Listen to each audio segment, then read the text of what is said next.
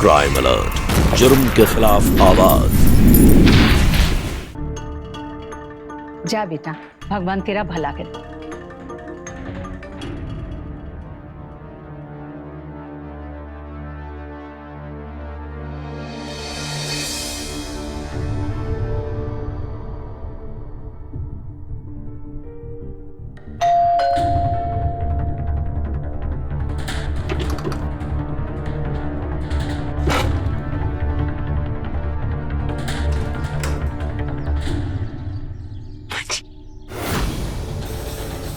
कौन है बहू?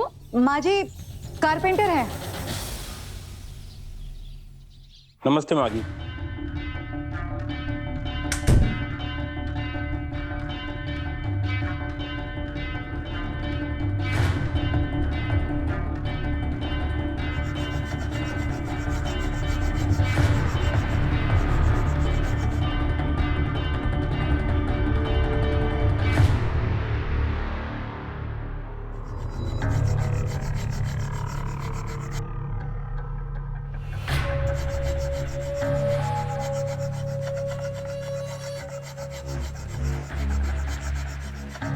भैया जी,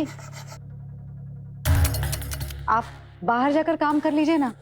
वो माँ जी को ना बुरादे से थोड़ा एलर्जी है, सांस की प्रॉब्लम है। जी भाभी जी, जैसा आप बोले।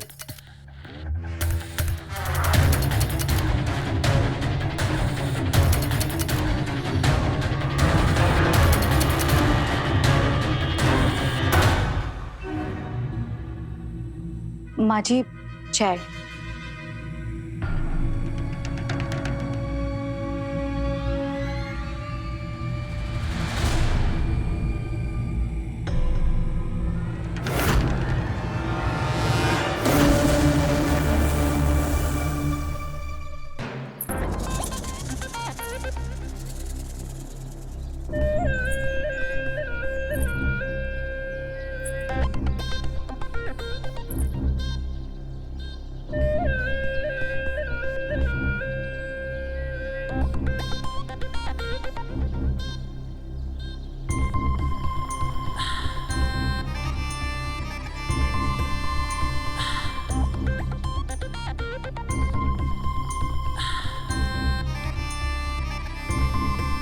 क्या बात है, आज तो तुम एकदम कमाल की लग रही हो। दिल कर रहा है कि बस तुम्हें अपनी बाहों में कस के पालो। मेरा भी यही जी चाह रहा है, सब कुछ भूल कर हमारी बाहों में खो जा।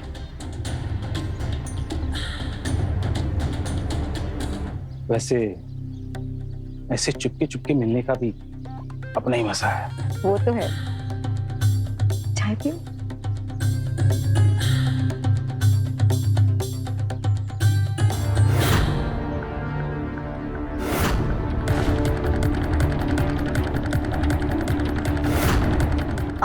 अच्छा, आप जल्दी से चाय पी लो, मैं चलती हूँ, वरना बुढ़िया शक करेगी।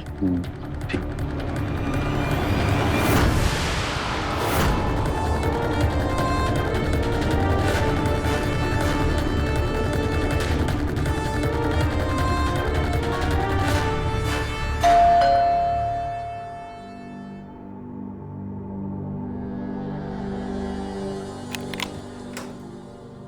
सरप्राइज। कैसी हो? बिल्कुल ठीक है। आंटी से मिलकर आती। हाँ। अरे दिव्या बेटी तू। नमस्ते आंटी। वाह बेटा, तुझे देख के जान में जान आ गई। अब बहू, दिव्या के लिए खाने के लिए कुछ लाओ। अरे नहीं नहीं आंटी, अपना ही तो घर है, मैं खा लूंगी खुद से। आप बस बैठिए, चलिए। नहीं बेटा, मैं अपने कमरे में जाऊंगी, अभी थोड़ा आराम भी करना है। हाँ आंटी, चलिए मैं भी आपके साथ चलती हूँ। वैसे भी ना, सोते थे अगर ज्यादा देर बैठो तो बॉडी जाम हो जाती है। चलिए। हाँ बेटा, अब तो हड्डियां भी जवाब देने लगी।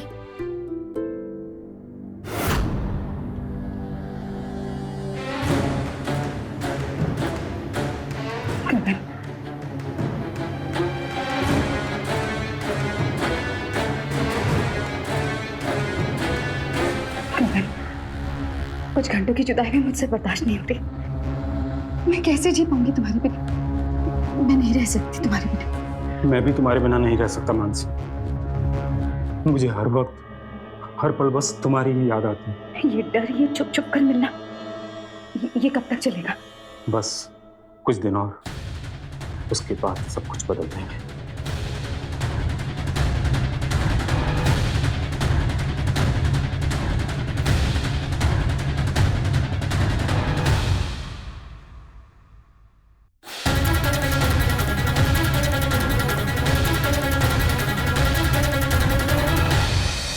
दीदी संभल कर, अगर किसी को जरा सा भी शक हुआ ना, फिर तो समझ की तो गई। रिलैक्स दिव्या, किसी को कुछ भी पता नहीं चलेगा, मैं सब संभाल लूंगी। दीदी आखिर ये सब कब तक चलेगा? तुम आज तो गगन से मिल ली, लेकिन कल और जब उसका काम खत्म हो जाएगा तब क्या करोगी तुम? क्योंकि ये बुढ़िया तो कुछ महीने तो यही रहने वाली है, इतनी आसानी से तो नहीं जाने वाली है। फिर कैसे मिलोगी तुम गगन से?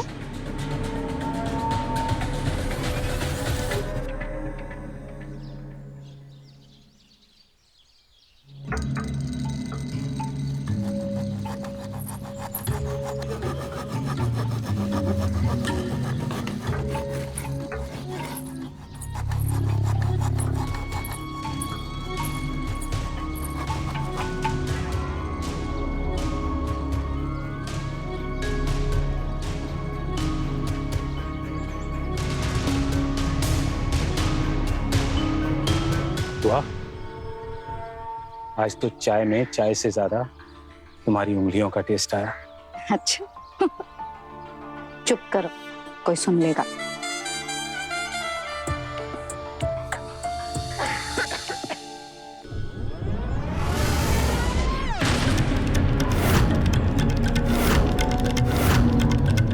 ठीक है भाभी जी, जैसा आप बोल रहे हैं वैसा ही बनाता हूँ। हाँ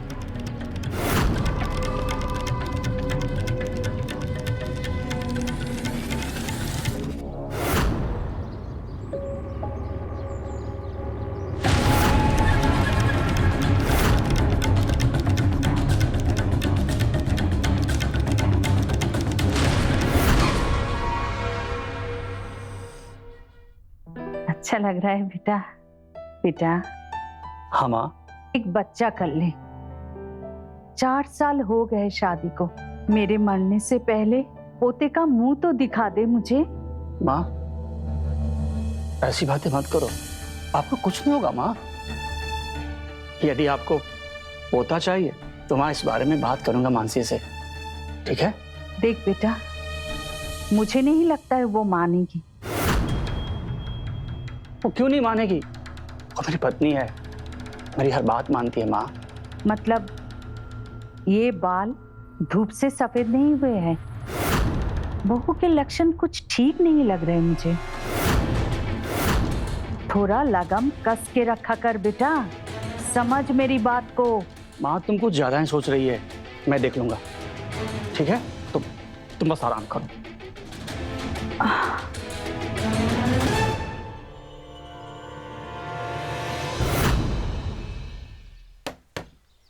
हलवा बनाया सिर्फ तुम्हारे लिए। किशमिश भरा हलवा, तुम तो हर रोज और भी प्यारी होती जा रही हो। धत।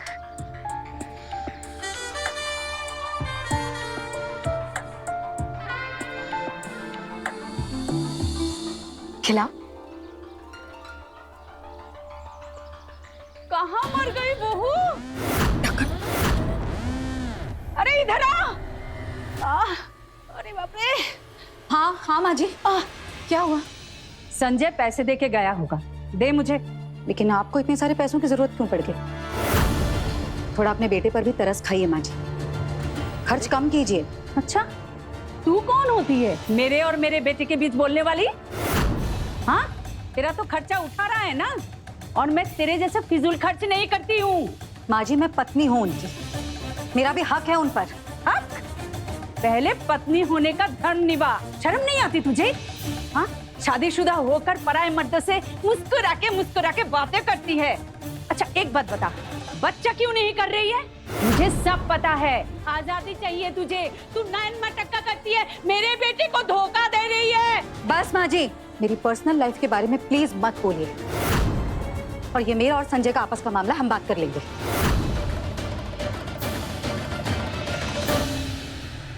गगन, उस बुढ़िया का नाम है, कुछ करना ही पड़ेगा। तो कुछ और दिन तक यहाँ रही नहीं तो हमारा तो जीना ही मुश्किल कर देगी। सही कह रही है तुम। बताओ क्या करें, कैसे भगाएं उसे?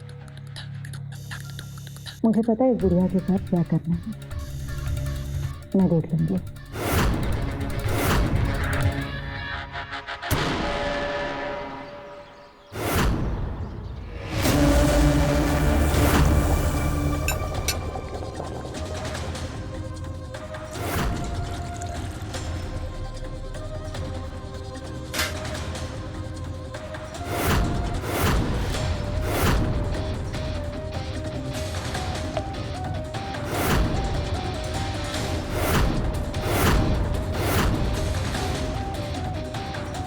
आज थोड़ा ज्यादा चैन से सोइएगा माँ जी।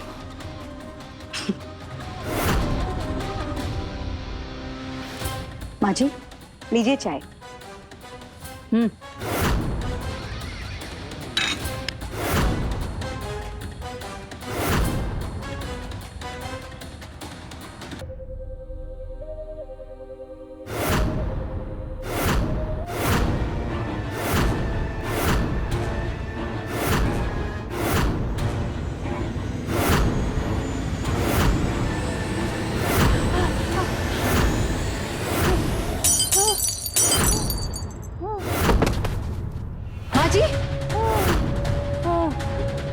माँ जी, माँ जी, क्या हुआ माँ जी आपको? हाँ, रुकिए मैं कुछ करती हूँ अभी। गगन, गगन, जल्दी आओ।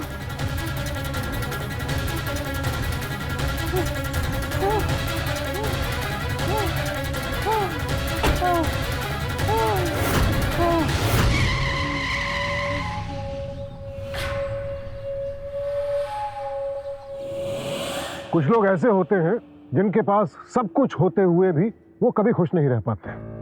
पैसा, प्यार, परिवार, कुछ भी उनकी भूख नहीं मिटा पाता है। मानसी के पास भी सब कुछ था, एक बेहद प्यार करने वाला पति, एक घर जिसमें सुकून हो सकता था, पर नहीं, मानसी के दिल को किसी भी हाल में सुकून नहीं था। ये कहानी सिर्फ धोखे की नहीं है, बल्कि उस अंधेरी मानसिकता की है जिसमें ख्वाहिशों के पीछे भागते भागते इंसान कब अपराधी बन जाता है उसे ही पता नहीं चलता। अब यहां सवाल यह है कि मानसी क्या करेगी, संभल जाएगी या एक और जुर्म? आइए देखते हैं।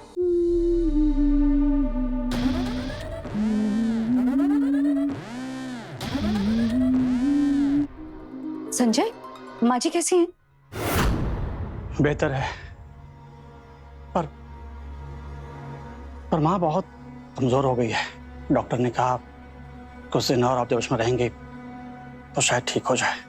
अच्छा है, वहां रहेंगी तो ज्यादा अच्छे से केयर होगी उनकी। यहाँ रहती तो हर वक्त धूल में फिर वही एलर्जी और सांस की तकलीफ ना। मानसी, जब माँ ठीक हो जाएगी तो मैं उन्हें अपने पास रखूंगा, यहाँ हमेशा के लिए, और हम दोनों मिलकर उनकी खूब सेवा करेंगे, क्योंकि माँ बाप के चरणों में स्वर्ग होता है। मानसी, हाँ बिल्कुल। और मानसी, अब आज रात मैं माँ के साथ रुकूंगा हॉस्पिटल में, ठीक है? तुम ख्याल रखना।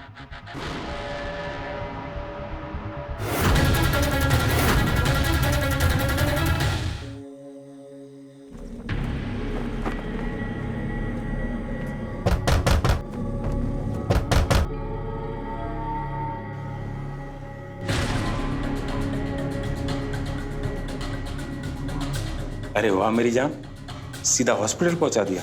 वैसे किसी को शक तो नहीं होगा ना? बिल्कुल नहीं, सबको लगेगा कि डस्ट की वजह से हुआ है, क्योंकि घर में सब जानते हैं कि उन्हें सांस की बीमारी है।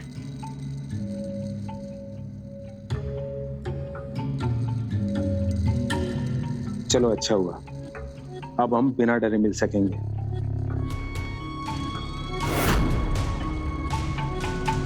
क्या हुआ, क्या सोच रही हो? कि ये आखिर कब तक चलेगा। तुम्हारा काम भी कुछ दिनों में खत्म होने वाला है, उसके बाद क्या? यही डर मुझे भी सता रहा है। ये बुढ़िया भी कुछ दिनों में ठीक होकर घर आ जाएगी, फिर उनकी सेवा करनी पड़ेगी। संजय उन्हें कहीं नहीं जाने देने वाला है, वो यहीं रहेंगी। हमारी मुसीबत ये संजय है।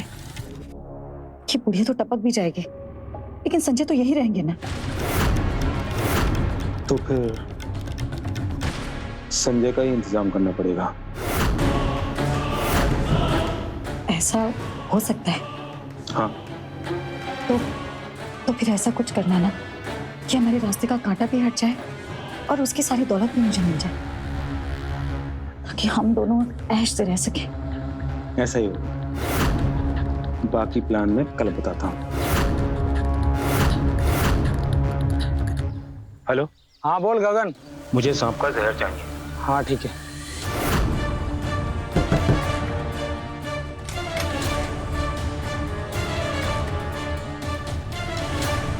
तुम आ गए।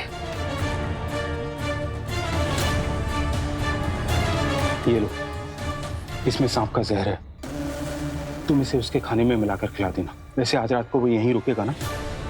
हाँ, दिव्या भी हॉस्पिटल में है, ये बिल्कुल सही मौका है।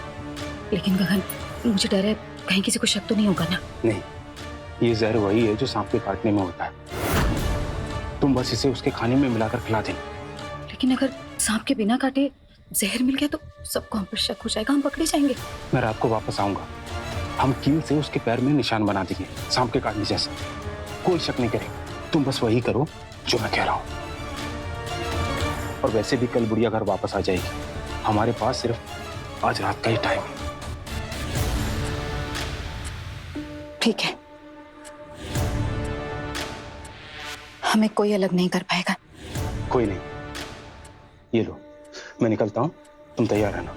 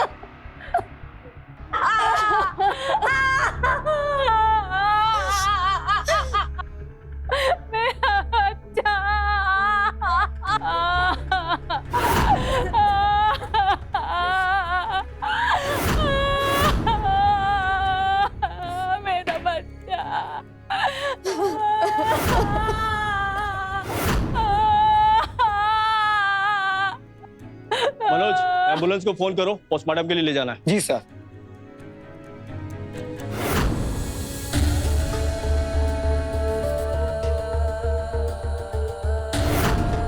माँ जी, संभालिए खुद को।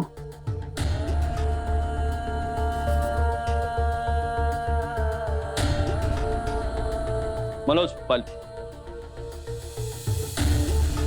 हमने आप लोगों को इकट्ठा इसलिए किया है क्योंकि ये बताना बहुत जरूरी है कि संजय जी की मौत सांप के जहर से हुई है।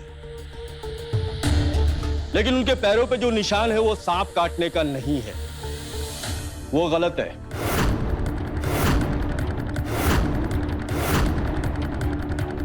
ये निशान गुमराह करने के लिए बनाया गया था। और खाना कौन बनाता है ये आप सबको अच्छी तरीके से पता है। माँ जी, दिव्या में पकड़ो इसको। छोड़ो मुझे इंस्पेक्टर साहब, कुछ भी नहीं किया। मैं तो बस। क्या बिगड़ा था मेरे बेटे ने? हाँ, चांद छिड़कता था तुझ पर और तूने, अरे नहीं रहना था तो छोड़ देती उसको, चली जाती इस मजदूर के साथ, कम से कम मेरा बच्चा तो जिंदा रहता। तेरी जैसी औरतें कभी किसी चीज से खुश नहीं होती है, कभी किसी चीज से खुश नहीं होती। अरे क्या कमी छोड़ी थी संजय ने, जो तू इस मजदूर की दीवानी हो गई? मैंने बार बार संजय को समझाया था, लेकिन वो बेचारा तुझ पर विश्वास कर लिया और मैंने अपने और लेके चलो। मेरा बच्चा। पकड़ो पकड़ो पकड़ो। अरे मुझे क्यों पकड़ रहे हो? मैंने क्या किया? मुझे सब पता चल। ये सिर्फ एक कहानी नहीं है, आईना है कि अगर अपने जज्बात और लालच पर काबू न रखा जाए तो फिर अंत में सिर्फ बर्बादी ही हाथ लगती है। अपनी ख्वाहिशों के लिए अगर किसी मासूम की जिंदगी दांव पर लगे तो वो सिर्फ गलती नहीं है, पाप है। अगर मन पर लगाम न लगाई जाए तो फिर ख्वाहिशों का कोई अंत नहीं, वो तो बढ़ती ही जाती है, कम नहीं होती। इसलिए कोई भी कदम उठाने से पहले उसका अंजाम जरूर सोचें और लालच जैसी बुरी बला को खुद से कोसों दूर रखें। प्यार में वफा हो तो वो जिंदगी संवार देता है, और अगर धोखा हो तो फिर जिंदगी तबाह। इसलिए अलर्ट हो जाइए, क्योंकि जरूरी नहीं है कि आपको देखकर मुस्कुराने वाला हर शख्स आपकी भलाई ही सोच रहा हो। इसी के साथ मैं सुशांत सिंह आपसे विदा लेता हूं। कल फिर मिलूंगा एक और नई कहानी के साथ, जो देगी एक और नया सबक। देखते रहें क्राइम अलर्ट, टाइम आज का, क्राइम आज का।